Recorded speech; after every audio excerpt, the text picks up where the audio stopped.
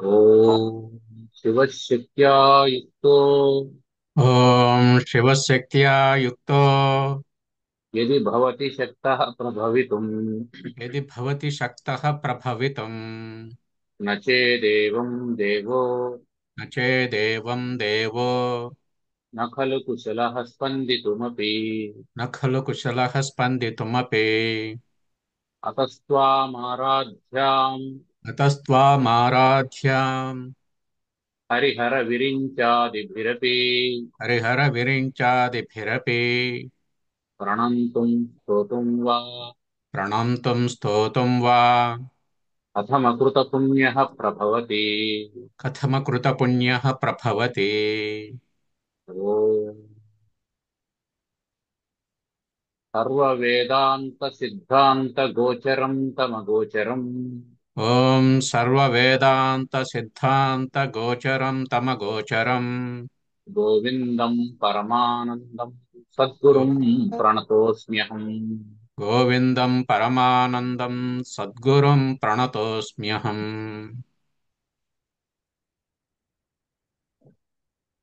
జగద్గురు శంకరాచార్యుల వారు ముముక్షు జనులను ఉద్ధరించడం కోసమని సమస్త వేదాంత సారాన్ని ప్రకరణ గ్రంథంగా రచించారు. అంటే మనం చదువుకుంటున్నది వేదాంతం. ఇది ఎక్కడుంటుంది? ఉపనిషత్తుల్లో ఉంటుంది. ఉపనిషత్తుల్లో ఒక్కొక్క ఉపనిషత్తు ఒక్కొక్క అంశాన్ని చెప్పుకుంటూ వెళ్ళిపోతుంది. అలా చెప్పినటువంటి దాన్నంతా క్రోడీకరించి ఒక పద్ధతి ప్రకారం ఒక చోట ఏర్పాటు చేయడాన్ని ప్రకరణం అంటాం. కరణము అంటే పనిముట్టు అని అర్థం.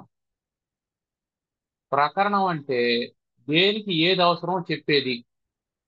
అది అంటే సూది బాగా షార్ప్ గా ఉంటుంది,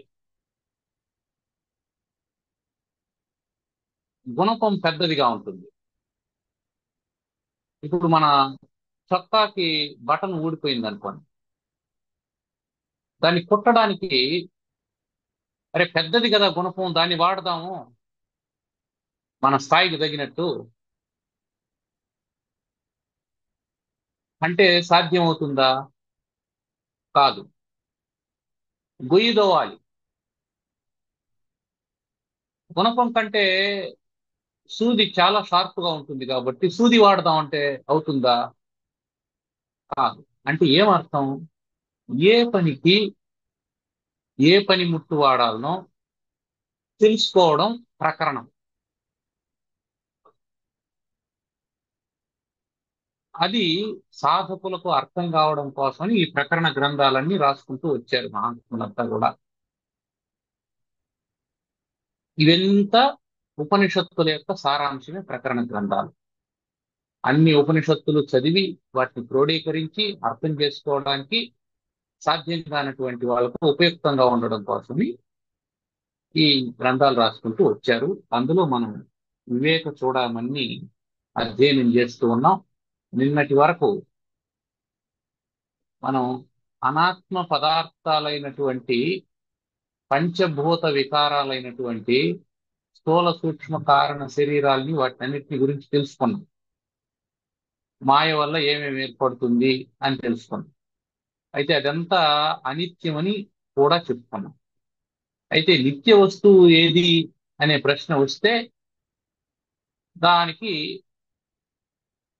అతతే ప్రవక్ష్యామి స్వరూపం పరమాత్మనః, పరమాత్మ యొక్క స్వరూపాన్ని చెబుతానని. దానివల్ల ప్రయోజనం ఏమిటి? యద్విజ్ఞాయ, దాన్ని తెలుసుకుంటే నరహ బంధాత్ ముక్తః, బంధం నుంచి విడివడిపోతాడు. బంధం నుంచి విడివడిపోతాడు అని చెప్తే సరిపోతుంది కదా. అలా విడివడిపోయినటువంటి వాడు ఏమవుతాడు అని సందేహం వస్తుంది. కైవల్యం అస్నుతే, కైవల్యాన్ని పొందుతాడు.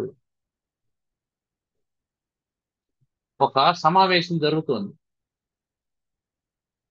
ఆ 4 నుంచి 6 వరకు సమావేశం అని చెప్పినారు అనుకోండి. 6 తర్వాత సమావేశం అయిపోతుంది, ఇక్కడ నుంచి అందరూ వెళ్ళిపోతారు అని చెప్పాను. ఇక్కడ నుంచి వెళ్ళిన తర్వాత ఒకడు ఏం చేస్తాడు? 6 తర్వాత వెళ్ళి ఒక క్లబ్ లో కూర్చుంటాడు. ఒకడు ఇంకో సమావేశానికి వెళ్తాడు, ఇంకొకడు సత్సంగానికి వెళ్తాడు, ఇంకొకడు తిన్నగా ఇంటికి వెళ్తాడు. 6కి ఇక్కడ నుంచి వెళ్ళిపోతారు అని చెప్పి ఆపేస్తే సరిపోదు. 6కి ఇక్కడ నుంచి వెళ్ళిపోతారు అని అంటే మళ్ళీ ఎక్కడికి పోతారని చెప్పాలి. అందుకని బంధాన్ ముక్త, బంధం నుంచి విడుదలైపోతాడు. విడుదలైపోయినటువంటి వాడు కైవల్యాన్ని పొందుతాడు అన్నాడు. కైవల్యం అంటే ఏమిటి? కేవల స్థితికే కైవల్యం అని పేరు. కేవలము అంటే ఒకటే ఉండడం కేవలం. కేవలం అంటే ఒకటే ఉండడం అని అర్థం. ఇంకొకటి లేకపోతే దాన్ని కేవలము అంటారు. ఆ ఒకటి ఏమిటి? ఒకటే ఉందా ప్రపంచంలో? అనేకంగా కనిపిస్తూ ఉంది కదా ప్రపంచం అంతా. మరి కైవల్యం ఎట్లా వస్తుంది? తాను ఒక్కడే ఉన్నట్టు ఎట్లా సాధ్యం అవుతుంది అని అంటే దానికి సంబంధించినటువంటి వివరాలు చెప్తున్నాడు. అస్తి కచ్చిత్ స్వయం నిత్యం అస్తి కశ్చిత్ స్వయం నిత్యం అహం ప్రత్యయలంబనః అహం ప్రత్యయలంబనః అవస్థాత్రయ సాక్షి సన్ అవస్థాత్రయ సాక్షి సన్ పంచకోశ విలక్షణః. పంచకోశ విలక్షణః. అస్తి కశ్చిత్ స్వయం. అస్తి అంటే ఉన్నాడు, ఉన్నది. ఏముంది? కశ్చిత్, ఒకానొకడు ఉన్నాడు. వాడెవడో తెలియదు మనకు.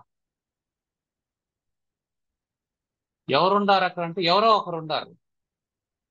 వారెవరో తెలిస్తే వాళ్ళ పేరు చెప్తాం. అక్కడ ఎవరు ఉన్నారు అంటే అక్కడ మురళి ఉన్నారండి అని చెప్తారు. ఇప్పుడు మురళి తెలిస్తే. మురళి తెలియకపోతే ఎవరో ఉండారండి అని చెప్తారు. సో అస్థి ఉండడం అయితే ఉన్నారు, ఉండడం అయితే ఉన్నారు. వాళ్ళు ఎవరో తెలియదు కాబట్టి కశ్చిత్ అన్నారు. కశ్చిత్ అని అంటే ఎవరో ఉండారు. ఎవరో ఉండారని చెప్తే సరిపోదు. ఆయన నామం పెట్టుకొని ఉన్నాడు, ఆయన రుద్రాక్షలు వేసుకొని ఉన్నాడు, ఆయన పొట్టిగా ఉన్నాడు, ఆయన పొడవుగా ఉన్నాడు, ఆయన గుండు కొట్టుకొని ఉన్నాడు, ఆయన అద్దాలు పెట్టుకొని ఉన్నాడు, ఇది చెప్తాం. అవునా కాదా? కాబట్టి అతను ఎవరో తెలియనప్పుడు అతను ఎలా ఉంటాడో చెప్తాం. ఆ ఎలా ఉంటాడు అనే దాన్ని బట్టి ఎవరో నిర్ణయిస్తారు. ఓహో, నామం పెట్టుకొని ఉన్నాడా, అయితే మురళి అయి ఉంటాడులే. ఎందుకు? ఆయన ఆ విధంగా చూశారు కాబట్టి ఆయన అయి ఉంటాడులే అని చెప్తుంది.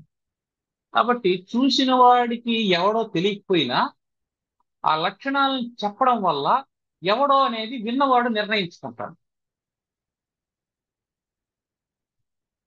ఎవడో అనేది నిర్ణయించుకుంటాడు. ఆ, ఒక సినిమాలో ఒకడు సమాధి మీద బొగ్గుతో ఒక మాట రాస్తాడు. ఎందుకంటే ఆ సమాధిలో నిధి ఉంటది. ఆ నిధి ఉండే సమాధి మీద ఒకడు బొగ్గుతో రాస్తాడు. ఆ విషయం దొంగలకు అందరికీ తెలిసిపోతుంది. వాళ్ళందరూ శ్మశానంలోకి వస్తారు. అప్పుడు ఆ రాసి ఉండేటువంటి సమాధిని వాళ్ళు తవ్వి ఎత్తుకునేస్తారని ఒక దొంగ ఏం చేస్తాడంటే తెలివిగా బొగ్గు తీసుకొని అన్ని సమాధుల మీద అదే రాస్తాడు.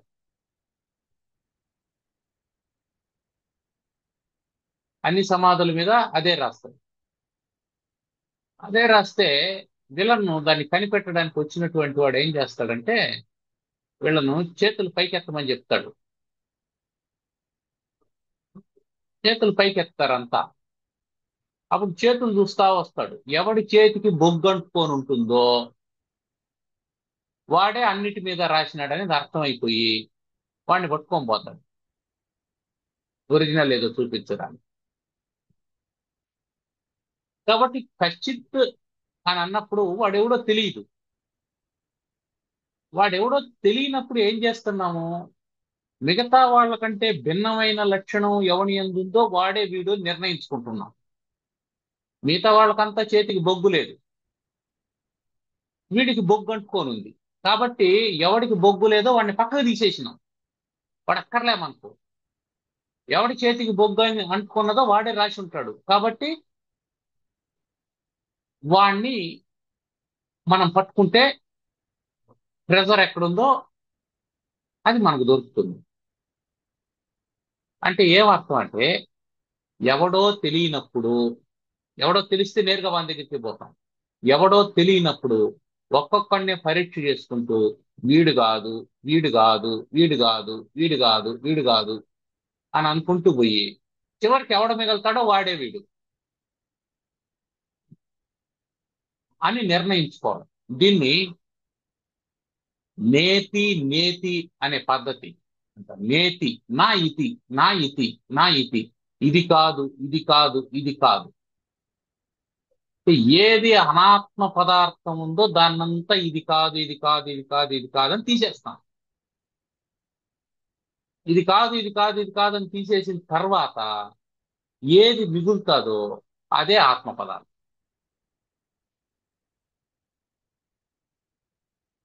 మనకు ఏది కనిపిస్తుందో అది ఆత్మ పదార్థం అవునా కాదని చూస్తాం. నేను ఇక్కడ ఒక వస్తువు పెట్టాను, మర్చిపోయాను. ఆ వస్తువు ఏదో గుర్తు రావడం లేదు. వద్దులేండి. నా పెన్ను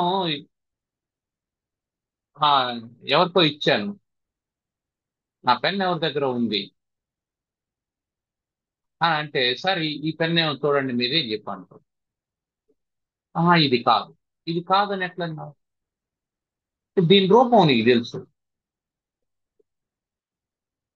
అదే నీ పెన్ యొక్క స్వరూపము, దాని స్వభావము, ఎక్కడ కొన్నావు, ఈ విషయాలన్నీ నీ మనసులో ఉన్నాయి. అది తీసుకున్నప్పుడు, దాన్ని రాస్తున్నప్పుడు దాని ఫోటో నీ మైండ్ లో ఉంది. ఇప్పుడు నేను నీకు ఈ పెన్ను చూపించగానే ఇప్పుడేం చేస్తుంది నీ ఇంద్రియం, మొన్న మనం చెప్పుకున్నట్టు దీన్ని ఫోటో తీస్తుంది. దీన్ని ఫోటో తీసి గ్యాలరీలోకి పంపిస్తుంది. పంపించగానే అక్కడ ఈ రూపంలో ఉండేటువంటి వస్తువులు ఏముండాయో వాటితో కంపారిజన్ జరుగుతుంది. సరిగ్గా ఇలాగే ఉండేటువంటిది అక్కడ ఉందనుకో, ఇదే నాది అని చెప్పి చెప్తుంది. ఇది నాది కాదని ఎట్లా చెప్తాను అంటే, అక్కడ వేరే ఉంది, అక్కడ వేరే ఉంది, అక్కడ రికార్డ్ అయినటువంటిది వేరే. అక్కడ ఇదిగో ఇది రికార్డ్ అయింది, ఈ పెన్ అక్కడ రికార్డ్ అయింది. దీనికి ఇందాక చూపించినటువంటి పెన్నుకి సామ్యం ఉందా? లేదు. ఇది వేరు, అది వేరు. ఇది వేరు, అది వేరు అని తెలియగానే ఏం చేస్తుంది మనసు? ఇది నాది కాదు అని చెప్తుంది. ఇది నాది కాదు అని చెప్పడానికి దేని సహాయాన్ని తీసుకున్నది? ఇంద్రియాల యొక్క సహాయాన్ని తీసుకుంది. ఏ ఇంద్రియం అది? ఇది చూసింది. చూడ్డానికి నేత్రేంద్రియం యొక్క సహాయాన్ని తీసుకున్నది. కాదు అని చెప్పడానికి వాగింద్రియం యొక్క సహాయాన్ని తీసుకున్నది. చూసింది జ్ఞానేంద్రియం, చెప్పింది కర్మేంద్రియం. మధ్యలో సమన్వయపరిచింది ఎవరు?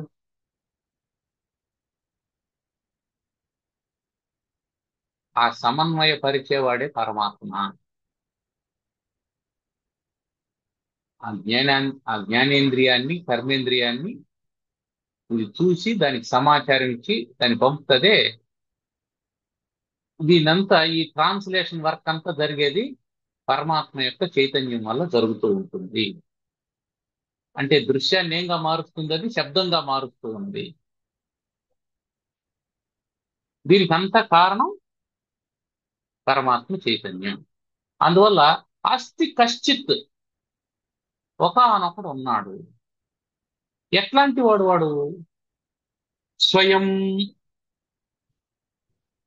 స్వయం స్వయంగా.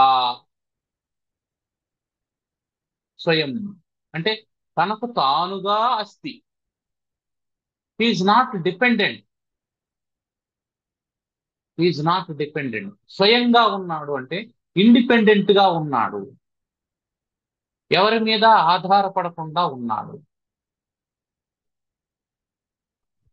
భగవంతుడు ఎవరి మీద ఆధారపడ్డా ఆయన మీదనే సమస్త ప్రపంచం ఆధారపడి ఉంటుందనేది మనం గుర్తుపెట్టుకోవాలి. అందుకని స్వయం అన్నాడు.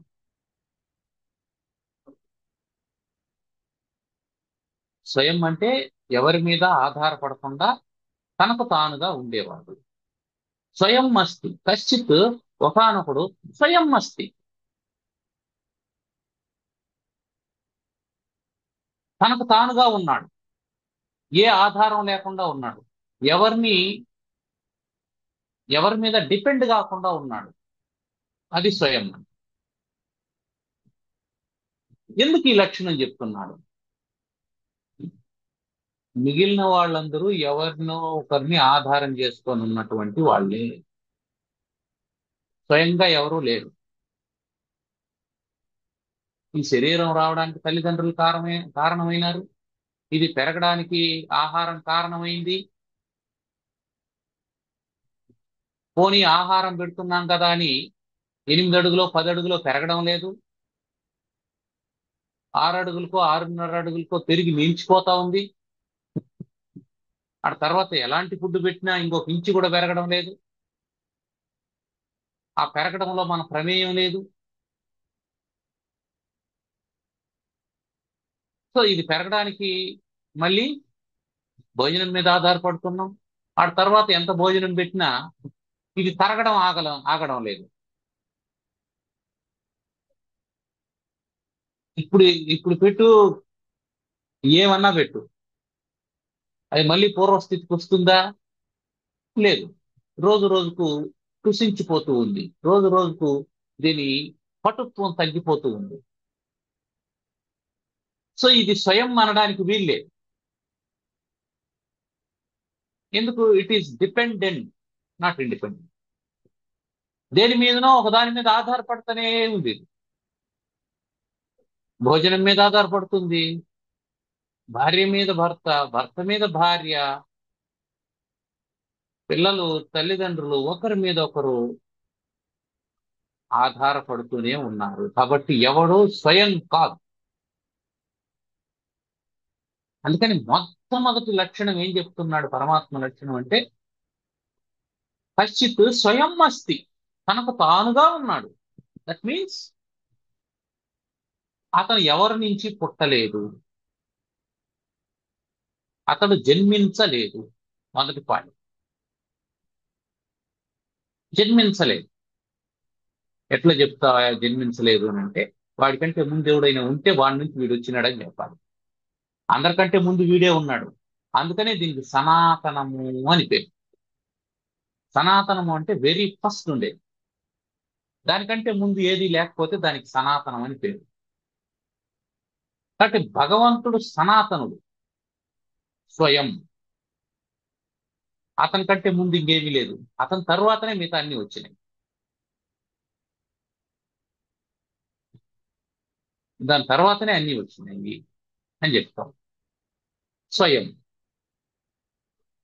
దానికంటే ముందు ఏది లేదు కాబట్టి అది దేని మీద ఆధారపడదు. దానికంటే ముందు ఏమైనా ఉంటే వాళ్ళ మీద ఆధారపడదు. దాని తర్వాత అయినా ఆధారపడుతుందా అని అంటే దాని తర్వాత కూడా ఆధారపడదు. దాని తర్వాత వచ్చినటువంటి వాటి మీద ఏమైనా అది ఆధారపడుతుందా అంటే ఆధారపడదు. మనిషి పుట్టినాడు, తల్లిదండ్రుల మీద ఆధారపడినాడు, పెద్దవాడు అయిపోయినాడు, ఇప్పుడు నేను ఇండిపెండెంట్ అని అంటాడు. ఎక్కడ ఇండిపెండెంట్ నువ్వు? ఎట్లా ఇండిపెండెంట్? మళ్ళీ నీకు నెల నెల వచ్చే జీతం మీద ఆధారపడ్డావు, లేదా నువ్వు వ్యాపారస్తుడు అయితే, లేదా ఎంటర్ప్రెన్యూర్ అయితే నీ పని వాళ్ళ మీద ఆధారపడ్డావు, లేదా నువ్వు ముసలివాడు అయితే నీ పిల్లల మీద ఆధారపడతావు, లేదంటే నీ సర్వెంట్స్ మీద ఆధారపడతావు, నీకు డ్రైవింగ్ రాకపోతే డ్రైవర్ మీద ఆధారపడతావు. యు ఆర్ నాట్ స్వయం అట్ ఎనీ స్టేజ్. ఇవన్నీ ఎందుకు? నువ్వు తినాలి కదా, పండించేవాడి మీద ఆధారపడ్డావు కదా. నువ్వు పాలకు ఇంకెవరి మీద ఆధారపడ్డావు కదా, ఆవు మీద ఆధారపడ్డావు, లేదా గేదె మీద ఆధారపడ్డావు. మళ్ళీ దాన్ని మేపేవాడు ఒకడు ఉండాలి, దాన్ని తెచ్చేవాడు ఒకడు ఉండాలి. నువ్వు ఎక్కడ ఇండిపెండెంట్ చెప్పు? ఫస్ట్ పాయింట్ ఏంటంటే భగవంతునికి జీవునికి తేడా ఏమిటి అంటే స్వయం. ఈ ఒక్కటి సెట్ చేసుకుంటూ వస్తే అప్పుడేమవుతుంది? తల్లిదండ్రుల మీద ఆధారపడలేదు అంటే పుట్టలేదు, భోజనం మీద ఆధారపడలేదు అంటే ఆకలి లేదు, నీళ్ల మీద ఆధారపడడం లేదంటే దప్పిక లేదు, ఇంకెవరో వ్యక్తుల మీద ఆధారపడలేదంటే రాగం లేదు. రాగం లేదు కాబట్టి దాని వ్యతిరేక పదమైనటువంటి ద్వేషం లేదు. ఇవేవి లేనప్పుడు కామ క్రోధ లోభ మోహ మద మాత్సర్యాలు అసలు లేవు. అంటే దీన్ని బట్టి ఏమర్థమైంది? బేసిక్ గా అతను మనలాంటి వాడు కాదు. మనం అస్వయం, అస్వతంత్ర. భగవంతుడు స్వతంత్ర, స్వయం అస్తి, తనకు తానుగా ఉన్నాడు. స్వయంభూ భగవంతుడు తనకు తానుగా పుట్టేటువంటి వాడు. కానీ మానవుడు పుట్టాలంటే అనేకమైనటువంటి పర్మిటేషన్స్ అండ్ కాంబినేషన్.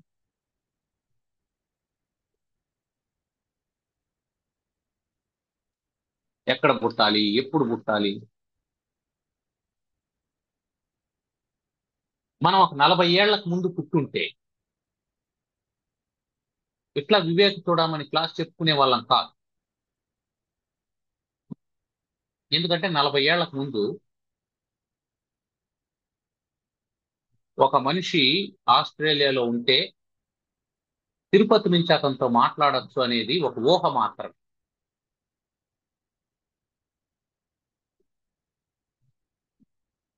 అప్పుడైతే సాధ్యమయ్యేదా? ఇది సాధ్యం కాదు. కాబట్టి ఈ పని జరగాలంటే మనం ఎప్పుడు పుట్టాలి? ఇదొక కాంబినేషన్.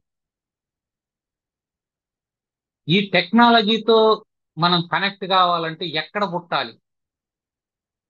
మనం పక్కింట్లో పుట్టిందాం అనుకోండి, అప్పుడు మళ్ళీ జూమ్ లో మీటింగ్ పెట్టుకోవాల్సిన అవసరమే ఉంది, జూమ్ లో క్లాస్ చెప్పాల్సిన అవసరమే ఉంది. వరండాలో కూర్చొని చెప్పుకోవచ్చు, మీ వరండాలోనో మా వరండా. కాబట్టి ఎక్కడ పుట్టాలి, ఎప్పుడు పుట్టాలి? రెండోది, ఎవరికి పుట్టాలి, ఏ తల్లిదండ్రులకు పుట్టాలి, ఎలాంటి ఊర్లో పుట్టాలి, ఎలాంటి కుటుంబంలో పుడితే వీడు వివేక్ చూడమని చదవడానికి వీలవుతుంది. వివేక్ చూడమని అందరూ చదవరు కదా. సిలబస్ లో ఉంది అదేమన్నా? సిలబస్ లో ఉంటే కూడా ఛాయిస్ వదిలేసే వాళ్ళు ఉంటారు. కాబట్టి ఇన్ని పర్ముటేషన్స్ అండ్ కాంబినేషన్స్ ఉంటాయి మనం పుట్టడానికి. ఎక్కడ పుట్టాలి, ఎప్పుడు పుట్టాలి, ఎవరికి పుట్టాలి, ఎందుకు పుట్టాలి, ఎలా పుట్టాలి? వీడు పొడవుగా పుట్టాలి, పొట్టిగా పుట్టాలి, ఎర్రగా పుట్టాలి, తెల్లగా పుట్టాలి? So many permutations and combinations are they for each and every creature. But ఈ కాంబినేషన్స్, పర్ముటేషన్స్ అండ్ కాంబినేషన్స్ ఏవీ లేకుండా స్వయంగా ఉన్నటువంటి వాడు పరమాత్మ. కాబట్టి కశ్చిత్ స్వయం అస్తి. ఉన్నాడాయా? ఉన్నాడు. ఎలా ఉన్నాడు? స్వయంగా ఉన్నాడు. ఆ ఆ తర్వాత నిత్యం, రెండో లక్షణం నిత్యం. నిత్యం, ఎల్లప్పుడూ. ఎల్లప్పుడూ అంటే భూత, వర్తమాన, భవిష్యత్తు 3 కాలాల్లో ఉండేవాడు. ఉన్నాడు కదా, నిన్న ఉన్నా, నేను ఉన్నా, నేడు ఉన్నా, రేపు ఉంటాను. నో నో నో, నువ్వు పుట్టక ముందు ఉన్నావా? నువ్వు మరణించిన తర్వాత ఉంటావా అంటే లేదు అని చెప్తాను. నువ్వు మరి నిత్యం ఎట్లా అవుతుంది? అంత దూరం ఎందుకు? సింపుల్ గా చెప్తాను. జాగ్రత్తలో ఉన్నావు, స్వప్నంలో పార్షియల్ గా ఉన్నావు, సుషుప్తిలో ఉన్నావా? సాక్ష్యం లేదు ఉన్నట్టు. నీకేం తెలియకుండా కదా నిద్రపోతున్నావు. ఏమీ తెలియనప్పుడు ఉన్నామని ఎట్లా చెప్తావు? అందువల్ల ఇక్కడే 3 కాలాల్లో నువ్వు లేవు. అప్పుడు నిత్యమని ఎలా చెప్తావు? కాబట్టి రెండో లక్షణం ఏం చెప్తున్నాడంటే, పరమాత్మ యొక్క లక్షణంలో ఎల్లప్పుడూ ఉండేవాడు. ఎల్లప్పుడూ ఉండేవాడు. తర్వాత ఎల్లప్పుడూ ఉండేది ఏంటి? ఎల్లప్పుడూ ఉండేది ఏంటి? 3 కాలాల్లో ఉండేది సత్యము. 3 కాలాల్లో ఉండేది సత్యము అని ఎప్పుడైతే అన్నామో, ఏది నిత్యమో అది సత్యం అయిపోయింది అంతే.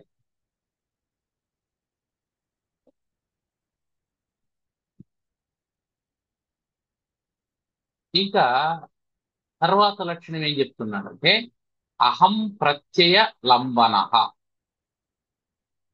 అహం అంటే నేను అనే ప్రత్యయ భావనను లంబన ఆధారంగా చేసుకొని ఉండేవాడు. దాన్ని పట్టుకొని వేలాడుతా ఉండేవాడు. ఎలా తెలుస్తాడయ్యా అంటే, అహం అనే ప్రత్యయం ద్వారా తెలుస్తాడు. అహం అనే ప్రతీతి ద్వారా తెలుస్తాడు. అతను వ్యక్తం అవుతాడా కాడా? స్వయంగా ఉన్నటువంటి వాడు, నిత్యం ఉండేటువంటి వాడు వ్యక్తమవుతాడా? అంటే తెలియబడతాడా, మేనిఫెస్ట్ అవుతాడా, అన్మానిఫెస్టెడ్ గా ఉంటాడా అని అంటే మేనిఫెస్ట్ అవుతాడా. ఎట్లా అంటే అహం ప్రత్యయ లంబన, అహం అనే ప్రత్యయాన్ని ఆధారంగా చేసుకొని అతను మేనిఫెస్ట్ అవుతూ ఉంటాడు. ఎలా అంటే ప్రతి జీవి నేను నేను నేను నేను నేను అని అంటుంది కదా. అహం అంటే నేను అని కదా అర్థం. ఆ నేను నేను అని అంటూ ఉన్నటువంటి నేను పరమాత్మ.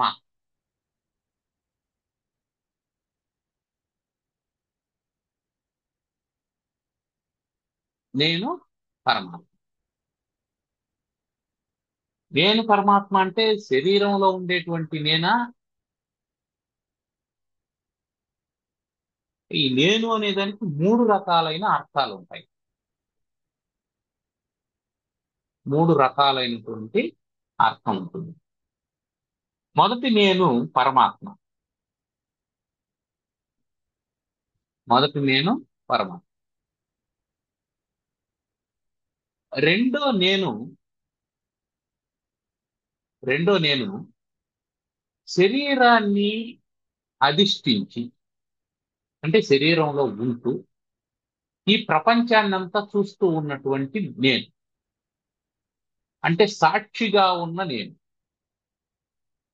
మొదటి నేను సాక్షిని కూడా ప్రకాశింపజేస్తున్న నేను. రెండో నేను సాక్షిగా ఉన్న నేను. మూడో నేను శరీరంతో కలిసిన నేను. శరీరం నేను అనుకుంటున్న నేను. సో మొట్టమొదట మనం ఏ స్టేజ్ లో ఉంటాం? శరీరం కలిసిన నేనులో ఉంటాం. నేను అనగానే శరీరము, నేను అనగానే ఫలానా వృత్తి, నేను అనగానే ఫలానా వర్ణము, ఫలానా వర్గము, ఫలానా దేశము. నేను భారతీయుణ్ణి. దేశం, నేను ఫలానా వర్ణానికి చెందిన వాడిని. నేను ఫలానా వర్గానికి చెందిన వాడిని. అంటే ఇవన్నీ ఏం చేస్తున్నాయి నిన్ను? నీ చుట్టూ బౌండరీస్ గీస్తూ ఉన్నాయి. నీ చుట్టూ సర్కిల్ గీస్తూ ఉంటుంది. ఏది? జాతి, కులం, మతం, వర్ణం, వర్గం, ప్రాంతం, లింగం, నేను ఆడ, నేను మగ, ఇవన్నీ ప్రతిదీ నిన్ను పరిమితం చేస్తూ ఉంటుంది. ఇప్పుడు ఎప్పుడైతే నేను శరీరము అని అనుకున్నావో ఇది మొదటి నేను. రెండో నేనేమిటి? నేను జీవాత్మ స్వరూపుడను. ఇవన్నీ నా ఉపకరణాలు, నా పరికరాలు, నా పనిముట్లు. ఏవి? జ్ఞానేంద్రియాలు, కర్మేంద్రియాలు, ఇవన్నీ నా పనిముట్లు. అవస్థలు నా నాకు సంబంధించినటువంటివి. నేను వాటి ద్వారా ఇదంతా వ్యవహారం నడిపిస్తూ ఉంటాను. నేను అది కాదు, నేను భిన్నమైనటువంటి వాడిని.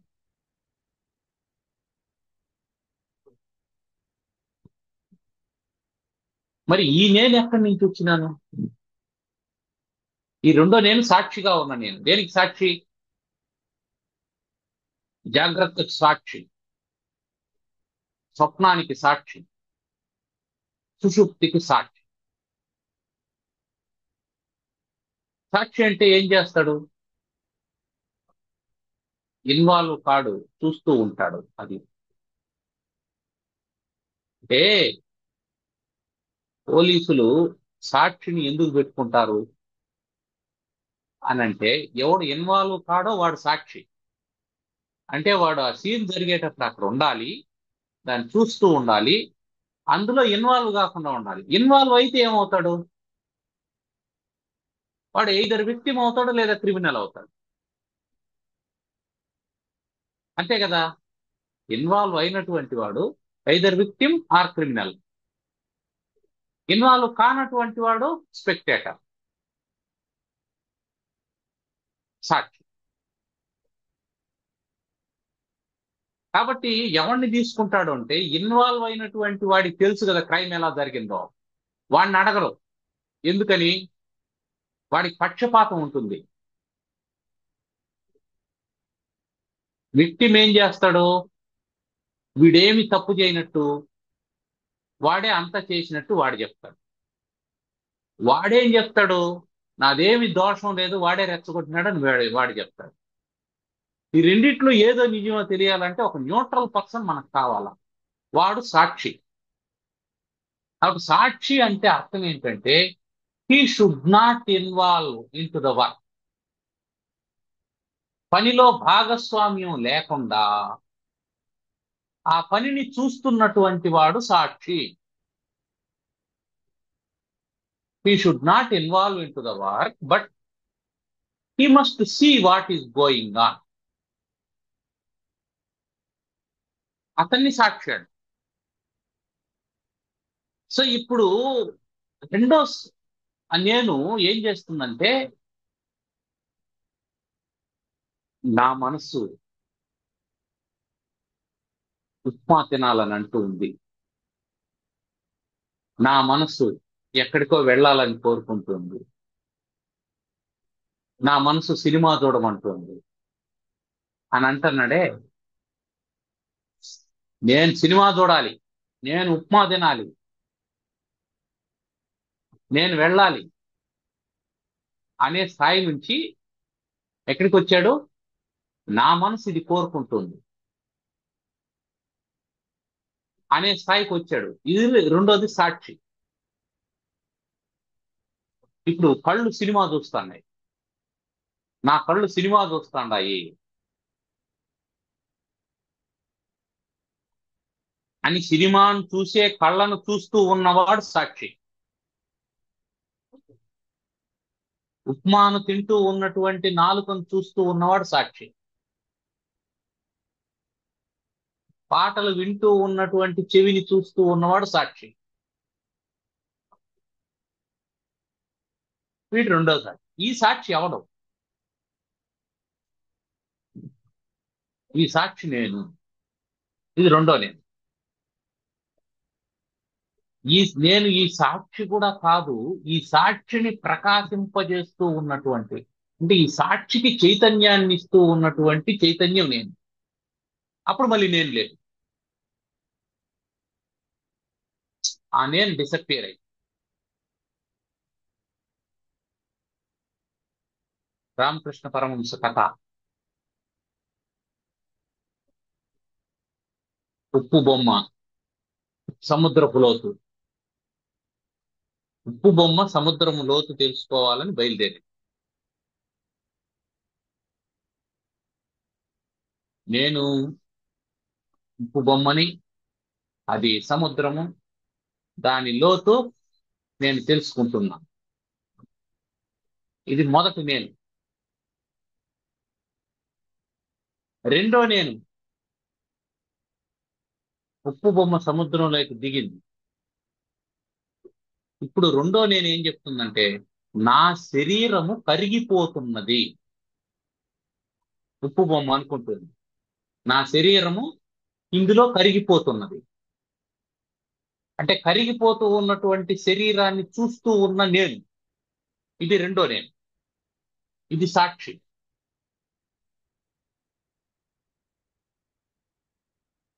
ఇప్పుడు కరిగిపోయింది, అది మూడో నేను. ఉప్పు బొమ్మ సముద్రంలో కరిగిపోయింది, ఇప్పుడు నేను ఉందా?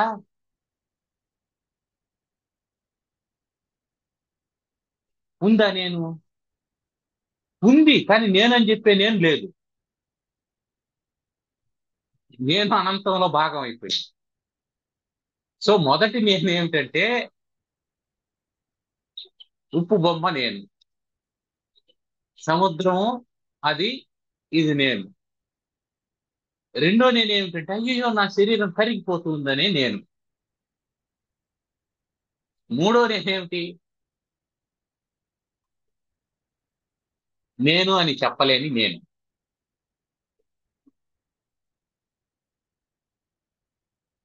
కాబట్టి అహం అనే ప్రత్యయాన్ని ఆలంబనగా చేసుకొని, అస్తి కశ్చిత్ ఒకడున్నాడు, వాడు నేను నేను అంటున్నాడు. ఆ ఏ నేను అనేది గుర్తుపెట్టుకోవాలి. ఏ నేను అనేది వెంటనే జగద్గురువుల వారి యొక్క బోధన విధానం ఎంత చక్కగా ఉంటుందంటే, ఏ అహం ప్రత్యాలంబన అని అనగానే, ఓహో నేను అని అనుకోగానే వీడి శరీరం అనుకుంటాడేమో అనే ఉద్దేశంతో వెంటనే ఏం చెప్తున్నా అంటే, అవస్థాత్రయ సాక్షి సన్ పంచకోశ విలక్షణ, అది ఆ నేను. పంచకోశాలకు విలక్షణంగా ఉండేటువంటి వాడు, అవస్థాత్రయానికి సాక్షిగా ఉండేటువంటి వాడు, నేను నేనని ఎవడైతే అంటూ ఉన్నాడో ఆ నేనున్నాడు అని చెప్పి అన్నాడు. ఈ మాట చెప్పకపోతే, అవస్థాత్రయ సాక్షి పంచకోశ విలక్షణుడు చెప్పకపోతే ఏమనుకుంటాడు? ఈ శరీరమే పరమాత్మ అనుకుంటాడు. ఎందుకంటే నేను అనగానే శరీరం కదా ఫస్ట్ మనకు. నువ్వెవరై అంటే, నేను మురళి. నేను మురళి అంటే ఏమిటి? ఇగో ఈ రూపంతో ఉండే మురళి. ఆ రూపం దేనిది? శరీరం. కాబట్టి అహం ప్రత్యలంబన అనగాని, అహం అనేటువంటి ప్రత్యయాన్ని ఆధారం చేసుకొని ఉంటాడు అని అనగానే వెంటనే ఏమనుకుంటామంటే, ఓహో శరీరమేమో అనుకుంటాం. అందుకని అందుకని అవస్థాత్రయ సాక్షి, అవస్థాత్రయ సాక్షి.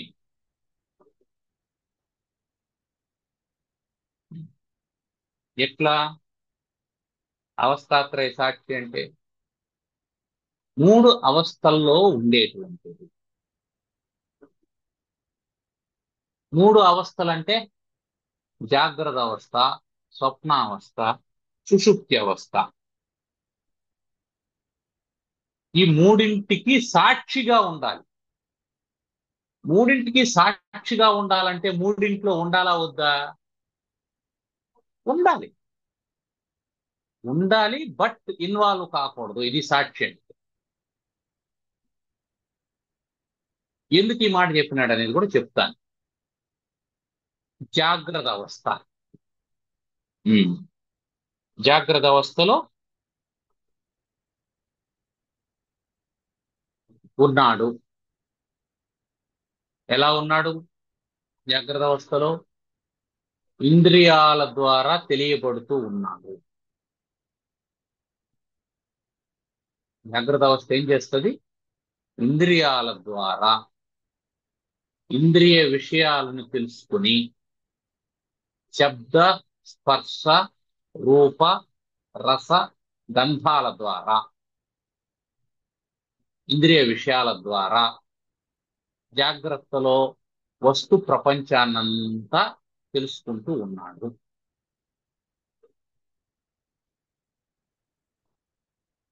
మేల్కొని ఉన్నాడు. ఇప్పుడు జాగ్రత్తకు సాక్షి ఎవడు? జాగ్రత్తకు సాక్షి ఎవడు? నేను చేస్తున్నాను, నేను తింటున్నాను, నేను వింటున్నాను, నేను చూస్తున్నాను అని అహం ప్రత్యయ లంబన అని ఎవడైతే అంటున్నాడో వాడు. నేను చూస్తున్నాను అంటే ఇది ఎలా కరెక్టు? ఈ స్టేట్మెంట్ ఎట్లా కరెక్టు? నేను చూస్తున్నాను అంటే చూస్తున్నది నువ్వెట్లా? నీ కన్ను కదా చూస్తున్నది. నువ్వేం చెప్పాలో దాన్ని పర్ఫెక్ట్ గా చెప్పాలంటే నా కన్ను చూస్తున్నది అని కదా చెప్పాలి. నేను చూస్తున్నాను కాదు కదా. చూస్తున్నది ఏమిటి? కన్ను కదా. కన్ను నేనా? కన్ను నాది కదా. అందువల్ల నువ్వు ఆ స్టేట్మెంట్ ని పర్ఫెక్ట్ గా ఎట్లా చెప్తావు? నా కన్ను చూస్తుంది. ఇది కరెక్టా? తప్పు. ఎందుకు?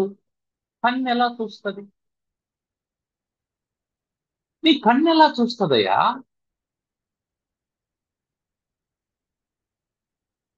నీ కన్ను ఎలా చూస్తుంది? నీ కన్ను చూసేటట్టయితే నీ కన్ను చూసేటట్టయితే మరణించినప్పుడు కూడా కన్ను ఉంది కదా, అప్పుడు చూడాలి కదా. ప్రాణం పోయినప్పుడు కూడా కళ్ళు తెరుచుకునే ఉంటాడు. మళ్ళీ మూతేస్తారు. కొన్ని కళ్ళు మూతపడవు.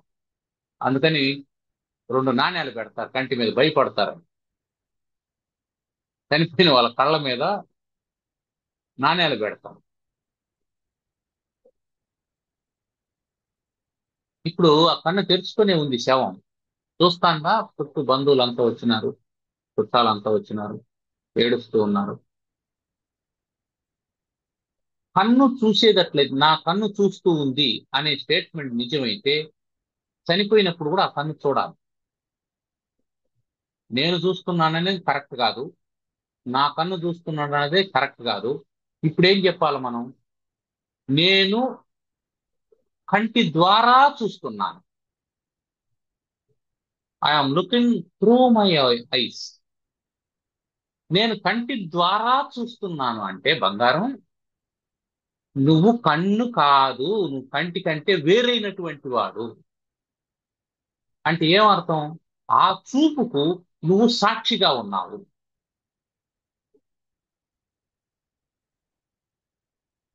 కంటి ద్వారా చూడబడేటువంటి విషయాన్ని చూస్తూ ఉన్నటువంటి సాక్షివి నువ్వు. కాబట్టి నేను చూస్తున్నాను అనేది కరెక్ట్ కాదు, నా కన్ను చూస్తున్నది అనేది కరెక్ట్ కాదు. నేను కంటి ద్వారా చూస్తున్నాను. నేను కంటి ద్వారా చూస్తున్నాను. ఇక్కడ మళ్ళీ అడిషన్. ఎవరి కన్ను ద్వారా చూస్తున్నాను?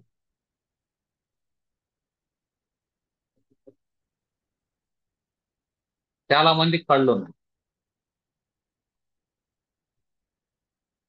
ఎవరి కంటి ద్వారా నువ్వు చూస్తున్నావు? నా కంటి ద్వారా చూస్తున్నావు. అది నాది ఎట్లయింది? ఏ శరీరంలో నేనున్నానో ఆ శరీరానికి సంబంధించినటువంటి కన్ను కాబట్టి నాదే అని అనుకుంటున్నాను. కానీ నాదే అని ఎట్లా అన్నావు? అంటే నేనున్నాను కాబట్టి నాదే అయింది. నేను ఉండకపోతే నాది కాదు. ఏది నాదైందో ఏది నాదైందో అది నీకంటే వేరైంది. ఈ ఇల్లు నాది, నేను ఇల్లు కాదు కదా. అంటే ఎప్పుడైతే ఇది నా శరీరం అని అంటున్నావో, ఇది నా కన్ను అని అంటున్నావో, నా కంటి ద్వారా చూస్తున్నాను అని అంటున్నావో, అప్పుడు నువ్వు దీనికంటే భిన్నంగా ఉన్నావు అనేది అర్థం చేసుకోవాలి.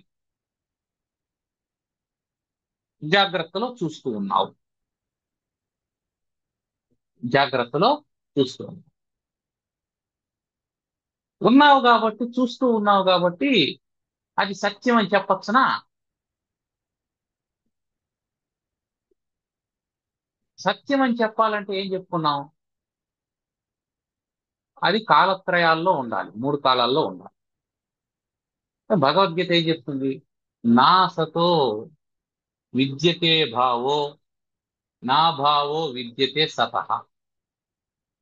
సత్ అనేటువంటి దానికి అభావం ఉండదు. అభావం అంటే లేకుండా పోవడం. సత్పదార్థం లేకుండా పోదు, లేని పదార్థానికి సత్తా ఉండదు. ఏదైనా ఉంది అని అంటే అది ఎప్పుడు ఉంటుంది. ఏదైనా లేదు అంటే అది ఎప్పుడు లేదు. ఒకప్పుడు ఉంది, ఒకప్పుడు లేదు అంటే అది లేదు అని అర్థం. ఒకప్పుడు ఉంది, ఒకప్పుడు లేదు అంటే అల్టిమేట్ గా అది లేదు అని అర్థం. కాబట్టి ఇదంతా ఎక్కడుంది? జాగ్రత్త అవస్థలో ఉంది. ఏమేమి ఉంది జాగ్రత్త అవస్థలో? నా శరీరం ఉంది, నా భార్య పిల్లలు ఉన్నారు, నా ఇల్లు వాకిలి ఉంది, నా ఊరుంది, నా దేశం ఉంది, నా ప్రపంచం ఉంది, సూర్యుడు ఉన్నాడు, చంద్రుడు ఉన్నాడు, నక్షత్రాలు ఉన్నాయి, విశ్వం ఉంది,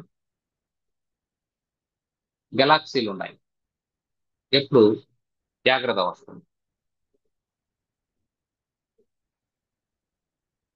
నెక్స్ట్ పడుకున్నాను, స్వప్నావస్థ. నిద్ర అనేది ఆవరణం. ఆవరణం అంటే కవరింగ్.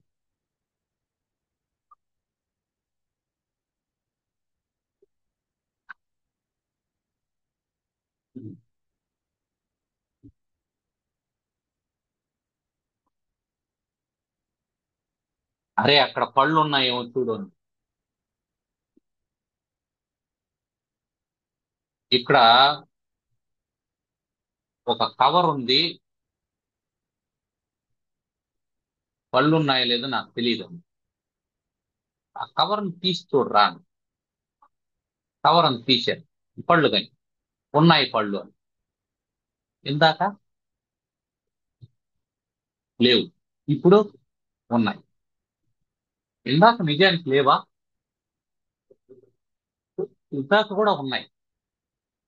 ఉన్నాయి అంటే అర్థం ఏంటి? కనిపించాలి అని అర్థం. ఉన్నాయి అంటే కనిపిస్తే కదా ఉన్నట్టు లెక్క. ఆ కనిపించడం అంటే ప్రత్యక్షంగా ఉండడం. ఇది ప్రత్యక్ష ప్రమాణము అంటాం. తర్వాత చెప్పుకుందాం, ప్రమాణాలు చెప్పండి. ఏది ప్రత్యక్ష ప్రమాణమో అది ఉంది అని అర్థం, అంతే కదా. ఇప్పుడు ప్రత్యక్ష ప్రమాణానికి అడ్డమే వచ్చింది, కవర్ అడ్డం వచ్చింది, దాన్ని ఆవరణము అన్నాం. అది దోషం. ఆ ఆవరణ దోషం వల్ల ఇందాక పండ్లు కనిపించలేదు. నీకు కనిపించలేదు అని అంటే దోషం నీది గాని పండ్లది కాదు. అవి లేకుండా పోలేదు, అవి ఉన్నాయి. నువ్వు కవర్ తీయలేదు. ఇప్పుడు అంతెందుకు, మనకు ఆస్ట్రిచ్ గురించి చెప్తూ ఉంటారు. ఎడారిలో నిప్పుకోడి అని ఒకటి ఉంటుందట. చాలా బరువైనటువంటి పక్షి. వేటగాళ్ళు దాన్ని వేటాడడం కోసం తరుముతారు. అప్పుడు అది పరిగెత్తుతుందట. పరిగెత్తుకుంటూ వెళ్ళి కొంత దూరం వెళ్ళిన తర్వాత బరువైన శరీరం కాబట్టి అది అలసిపోతుంది. అలసిపోయినప్పుడు ఏం చేస్తుందంటే అది కింద పడుకొని తన తలని ఇసుకలోకి దూర్చేస్తుంది. అప్పుడే ఏమవుతుంది దానికి? నేను దాక్కున్నాను, ఎవరికి కనిపించలేదు అని అవుతుంది. ఎందుకని? అది కళ్ళు మూసుకున్నది కాబట్టి. వేటగాడు వచ్చి సింపుల్ గా దాన్ని సంకలో పెట్టుకుని వెళ్ళిపోతాడు.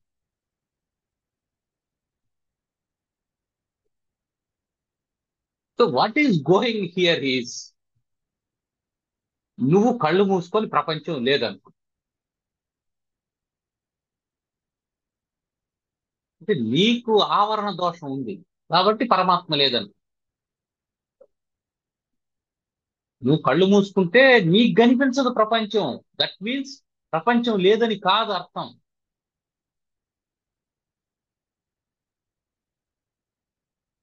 కాబట్టి ఇక్కడ ఆవరణం దోషంగా ఏర్పడింది.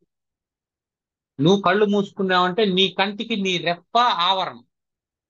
నువ్వు కళ్ళు తెరుచుకొని ఉండవు, అక్కడ కవరింగ్ వేసినారంటే ఆ కవరు పండుకు ఆవరణం.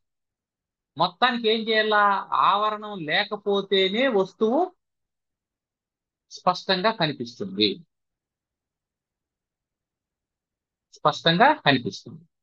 ఇప్పుడు కనిపించడం వేరు, తెలియడం వేరు. ఉందని తెలియడం వేరు, అది స్పష్టంగా కనిపించడం వేరు. ఇప్పుడు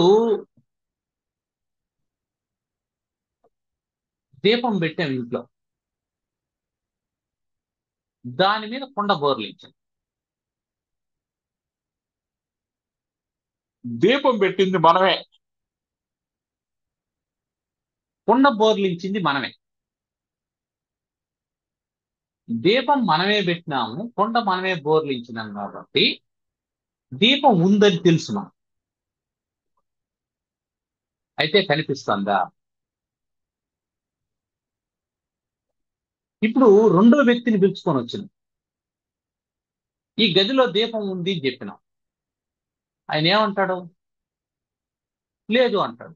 ఎందుకంటే దీపం ఉంటే చీకటి ఉండకూడదురా నాయనా, దీపం ఉంటే వెలుతురు ఉండాలి. ఈ గదిలో వెలుతురు లేదు కాబట్టి దీపం లేదు అంటాడు.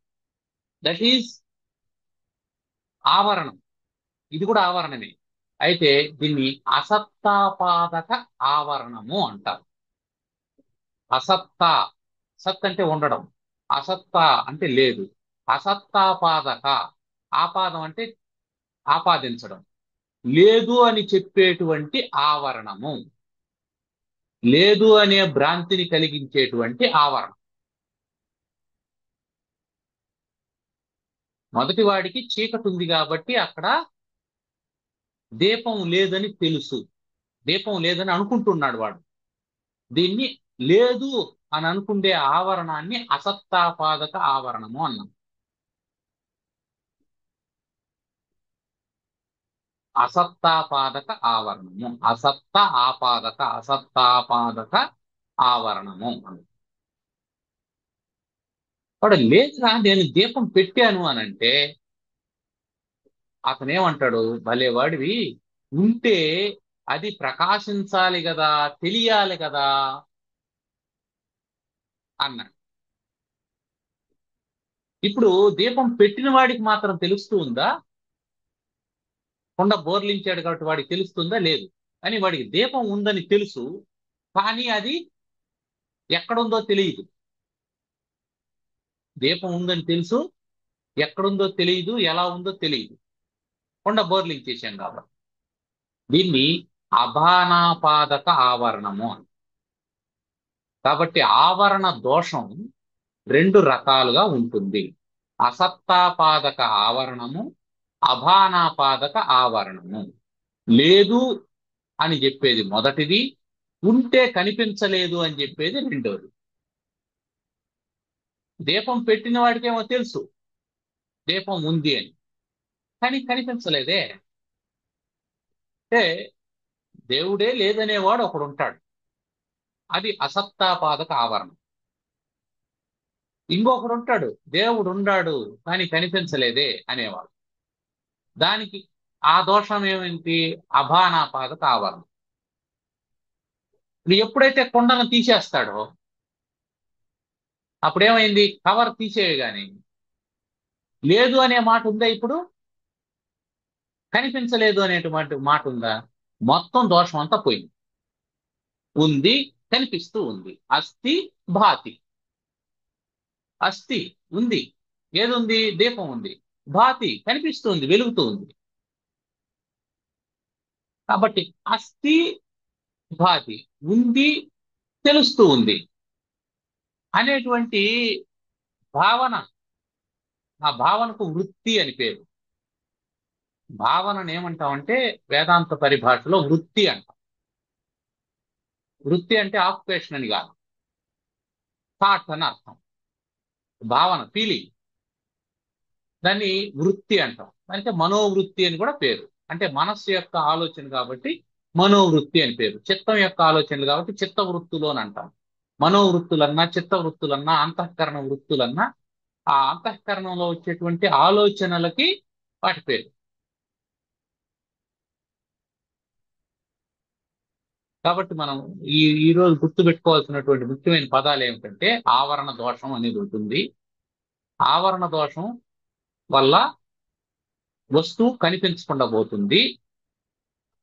ఆ కనిపించలేదు కాబట్టి లేదు అని అనుకుంటాడు. లేదు అని అనుకున్నటువంటి దానికి అసత్తాపాదక ఆవరణం అని పేరు. అసత్తాపాదక ఆవరణం అని పేరు. ఉంది అని తెలుసు కానీ కనిపించలేదు, దానికి కూడా ఆవరణమే కారణం. దానికి అభానాపాదక ఆవరణం అని పేరు. ఈ ఆవరణం వల్ల ఈ ఆవరణం వల్ల ఒక వస్తువును ఇంకో వస్తువుగా భ్రమించేటువంటి అవకాశం ఉంది. దానికి విక్షేపము అని పేరు. చీకటి కారణం చేత త్రాడును పామని భ్రమించినాం. ఆ పాము అనేటువంటి భ్రమ కలగడానికి కారణం విక్షేపం దోషం.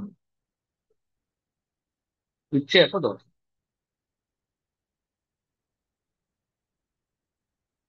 కాబట్టి ఆవరణము విక్షేపము ఉన్నటువంటి కారణం చేత పరబ్రహ్మం తెలియలేదు. విక్షేపం ఉన్నటువంటి కారణం చేత ప్రపంచం తెలుస్తూ ఉంది. ఆవరణం ఉన్నటువంటి కారణం చేత త్రాడు కనిపించలేదు. విక్షేపం ఉన్నటువంటి కారణం చేత సర్పం కనిపిస్తూ ఉంది.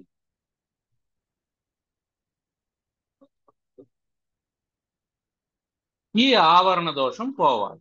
సరే, దాని తర్వాత మళ్ళీ ఆ విషయం చెప్తాను. ఇక్కడ ఏం చెప్తున్నాడు? ఒకడు ఉన్నాడు. వాడు ఎలా ఉన్నాడు అంటే అవస్థాత్రయ సాక్షిగా ఉన్నాడు. జాగ్రత్త, స్వప్న, సుషుప్తి అవస్థలు. తర్వాత పంచకోశ విలక్షణ. పంచకోశములు అన్నమయ, ప్రాణమయ, మనోమయ, విజ్ఞానమయ, ఆనందమయములని పంచకోశములు. కోశము అంటే వర అని అర్థం. వర అంటే అర్థం ఏంటంటే మనం కత్తికి కవర్ వేస్తామే, దానికి వర అని పేరు. అట్లా వరలుగా ఉన్నటువంటి పంచకోశం.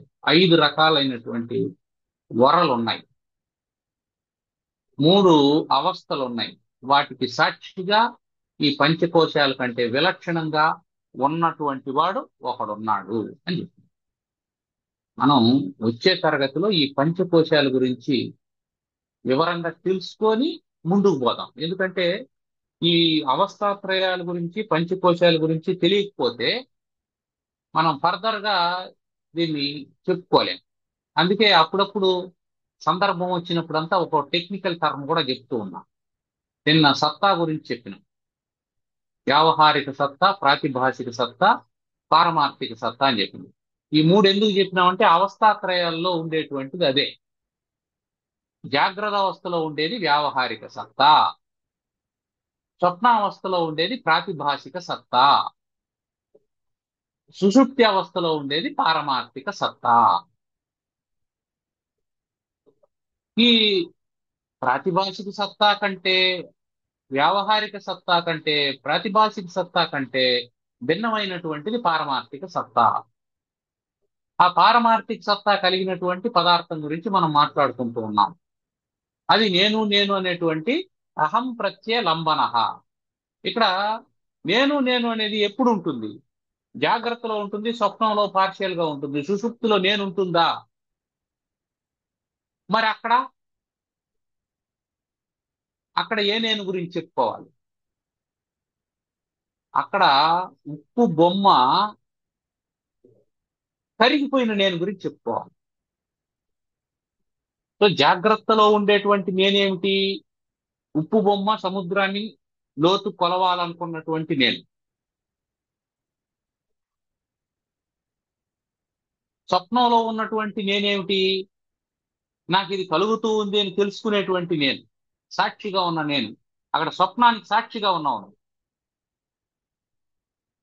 ఆ స్వప్నాన్ని చూస్తూ ఉన్నావు. నాకు ఇలాంటి కల వచ్చింది అని చెప్తావు. నేను ఇలా చేసినానని చెప్పవు. పొద్దున్న లేచి నువ్వు చెప్పినప్పుడు మామూలుగా అయితే ఏం చేస్తావు? నేను భోంచేసినాను అని చెప్తావు. ఇది జాగ్రత్తలో చెప్పు. కల్లో భోంచేసినావు అనుకో, అప్పుడు నిద్ర లేచిన తర్వాత ఏం చెప్తావు? నేను భోంచేసినానని చెప్తావా? నేను భోంచేస్తున్నట్టు నాకు కల వచ్చింది అని చెప్తావు. నేను భోంచేస్తున్నట్టు నాకు కల వచ్చింది. నేను భోంచేస్తున్నట్టు అంటే ఎవరు భోంచేస్తున్నట్టు? నాకు కల వచ్చింది అంటే ఎవరికి వచ్చినట్టు? అంటే నువ్వు వేరుగా భోంచేస్తున్నావు, దాన్ని నువ్వు చూస్తూ ఉన్నావు. That is the beauty. నీకు స్వప్నంలోనే ఈ విచారణ అర్థమైపోవాలి. స్వప్నంలోనే నువ్వు సాక్షిగా ఉండవు. స్వప్నంలో నువ్వు ఇన్వాల్వ్ కావడం లేదు. స్వప్నాన్ని నువ్వు చూస్తూ ఉన్నావు పైనుంచి. సో ఉప్పు బొమ్మ ఏమవుతుంది? కరుగుతూ ఉంది. అది దానికి తెలుస్తూ ఉంది. ఇదిగో నా కాళ్ళు కరిగిపోయాయి, ఇదిగో నా తొడలు కరిగిపోయినాయి, ఇదిగో నా నడుము కరిగిపోయింది, ఇదిగో నా చెస్ట్ వరకు కరిగిపోయింది, ఇప్పుడు నా తల కూడా కరిగిపోతూ ఉంది. అయిపోయింది. ఇప్పుడు నేను కరిగిపోయినానని చెప్పడానికి ఎవరున్నారు? ఎవరు లేదు. కాబట్టి మూడో నేనెవరు? సుషుప్తిలో ఉండే నేను. సుషుప్తిలో నువ్వు చెప్పగలుగుతున్నావా? Can you express? నో. ఆ నేను. సో అది పారమార్థిక సత్తా. వ్యవహారంలో వ్యవహారిక సత్తా. ప్రాతిభాషికంలో నువ్వు భాషిస్తూ ఉన్నావు, అదంతా నీకు కనిపిస్తూ ఉంది. ఇది ప్రాతిభాషిక సత్తా స్వప్నంలో. సుషుప్తిలో ఉన్నావు. సరే, ఇప్పుడు సుషుప్తిలో ఉన్న నేను పరమాత్మ నువ్వు ఒకటేననుకుంటే,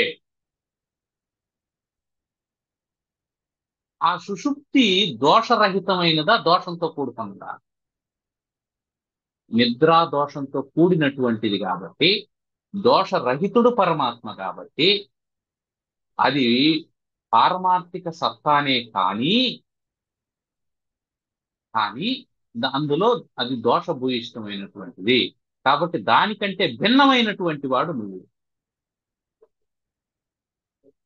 ఒకవేళ అదే కైవల్య స్థితి అనుకుంటే, అదే కేవల స్థితి అని అనుకుంటే నిరంతరం నిద్రపోతా ఉండొచ్చు. నిద్ర ఈజ్ నాట్ ఈక్వల్ టు సమాధి. కాబట్టి కైవల్యం అస్నుతే అంటే కేవల స్థితిని పొందుతాడు అంటే, నిద్రపోతే కేవల స్థితిని పొందడు. నిద్రపోవడం కేవల స్థితి కాదు. అందువల్ల ఇప్పుడు అవస్థాత్రయ సాక్షి అంటే సుషుప్తిలో కూడా సాక్షిగా ఉండాలి. మేల్కొన్న తర్వాత నేను ఏమీ తెలియకుండా హాయిగా నిద్రపోయినాను అని చెప్తున్నాను. ఎవడు అక్కడ చెప్తున్నది? ఎవడు చూశాడు ఏమీ తెలియకుండా నిద్రపోయినట్టు? ఆ హాయి ఎవడు అనుభవించాడు? అంటే ఏమర్థం? ఆ సుషుప్తిని కూడా ఒకడు చూస్తా ఉన్నాడు, వాడే సాక్షి. అన్నే అవస్థాత్రయ సాక్షి అన్నాడు. అవస్థాత్రయ సాక్షి. అతడు అహం ప్రత్యయ లంబన, నేను అనేటువంటి భావనను, వృత్తిని ఆధారంగా చేసుకొని ఉంటాడు.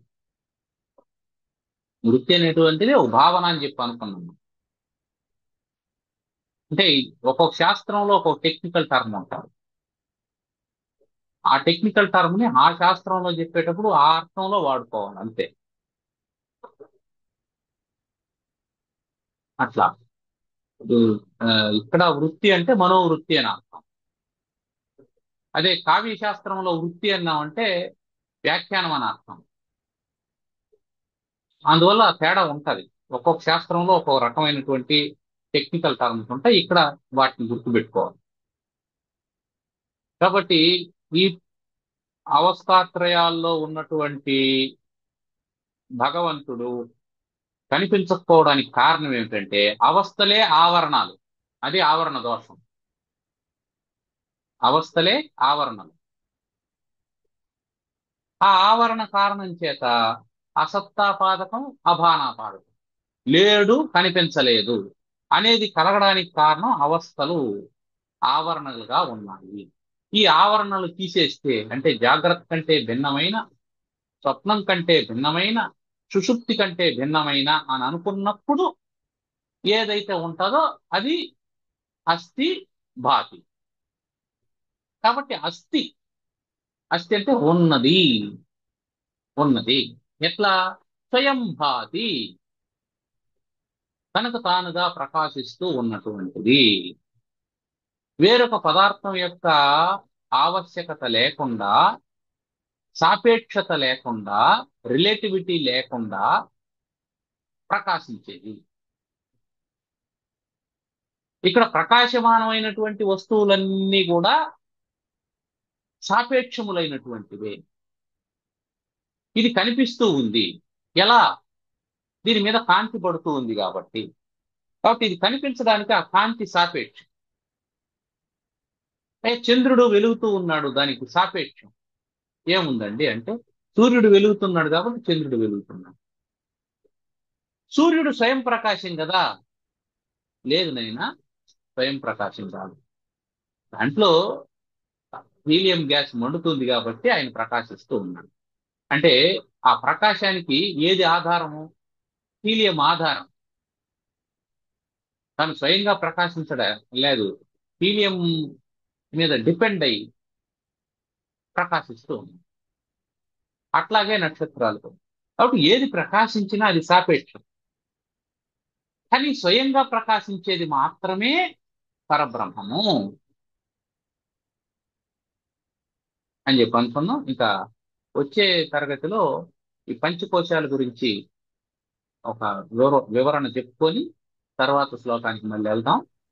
ఇందులో ఏమైనా సందేహాలు ఉన్నాయా?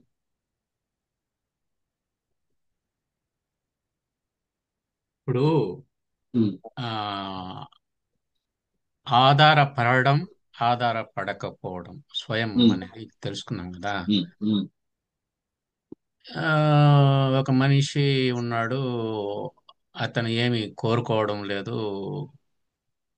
ఇది కావాలనేసి దేని మీద ఆధారపడటం లేదు.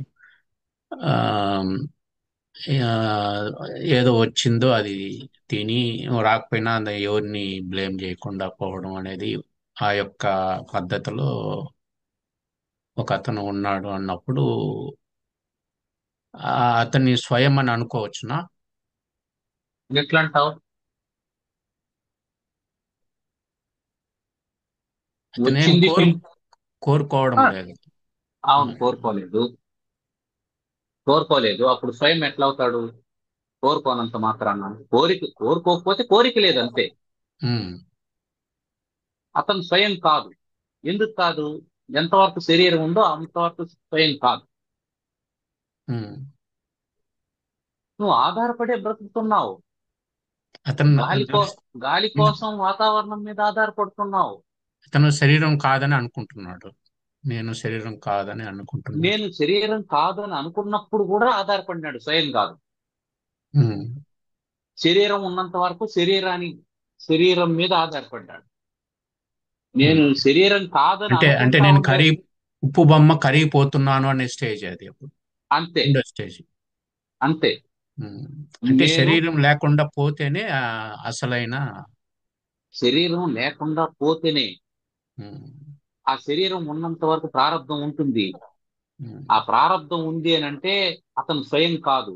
స్వయం అయిపోయినాడంటే మళ్ళీ జన్మం లేదు కదా. జన్మ లేదు ఆఫ్ కోర్స్.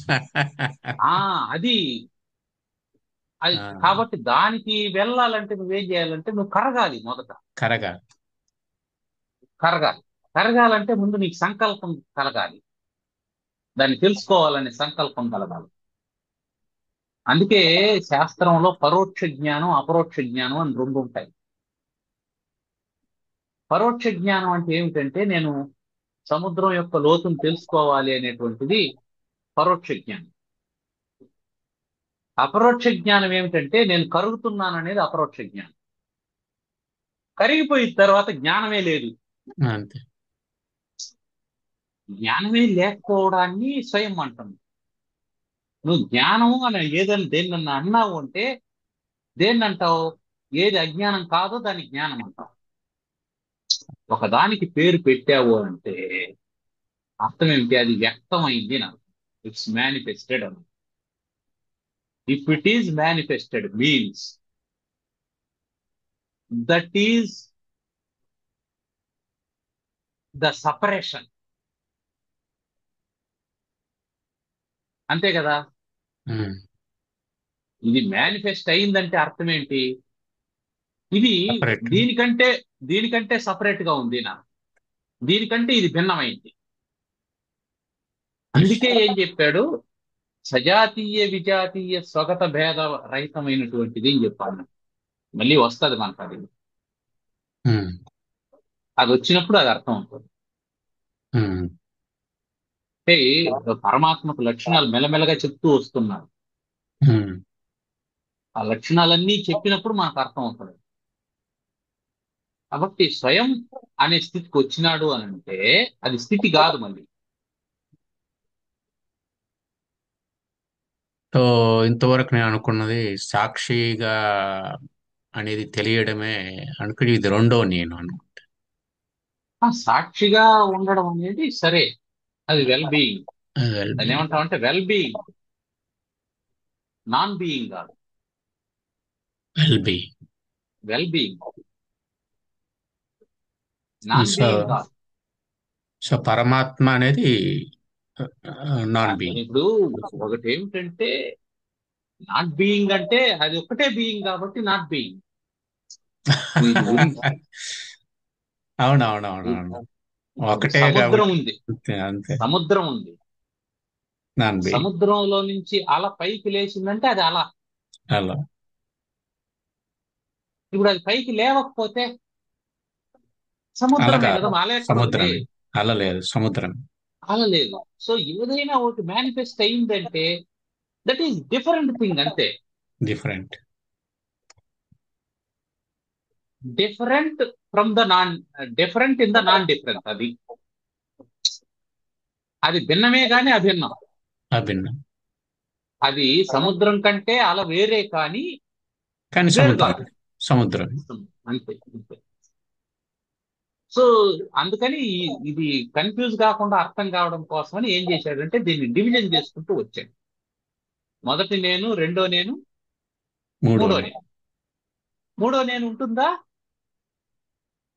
ఉండదు. నేను. మూడో నేను ఉండదు. అది అప్పుడు జన్మ లేదని అర్థం. ఇంక మళ్ళీ అతను ఏముంది? అతను అనాది, ఇంకా జన్మ లేదనేసి అంతే మొదటి నుంచి అనుకున్నాం కాబట్టి అంతే. అయిపోయింది అని అర్థం. ఇంకా అయిపోయింది. మళ్ళీ పుట్టడం లేదు, మళ్ళీ లేదు, ఏమి లేదు. ఆయన అనాది సనాతనం దాంట్లో. అంతే అంతే. సనాతనం. ఏమైనా ప్రశ్నలు ఉన్నాయండి?